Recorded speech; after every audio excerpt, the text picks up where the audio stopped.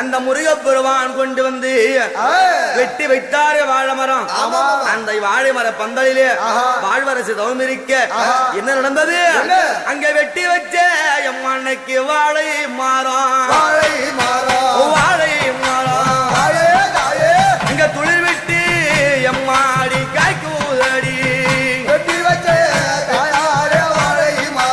வாழை மரம் தாயே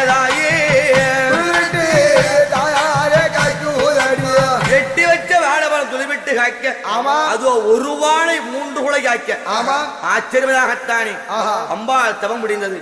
சிவபெருமான் மன்னாத லிங்கமாக மன்னாத சுவாமியாக காட்சி கொடுத்து அம்மா நீ பச்சை வாழை பந்தலிலே பச்சை நிதியுமாக இருந்து தவம் இருந்து முடித்ததினாலே இன்று முதல் நீ பச்சை அம்மன் என்றும் இந்த வாழை பந்தலிட்டு நீ தவம் இருந்த இடம் வாழை பந்தல் என்றும் முனிகப்பட்டிலே நீ அருள்மிகும் பச்சையம்மனாகவும் அதோ சென்னையிலே திருமுல்லை வாயிலே அருள் தரும் பச்சையம்மனாகத்தானே ஆலயம் கொண்ட அருள்வாளி பாய் நீ மக்களுக்கு கும்பிட்டோருக்கு குலதெய்வமாகவும் காவதெய்வமாகத்தான் இருப்பாய். பச்சையம்மன் என்றும் பச்சை வாழி அம்மன் என்றும் இந்த உலகமெல்லாம் அருள் கொடுப்பாய் அப்படி என்று சொல்ல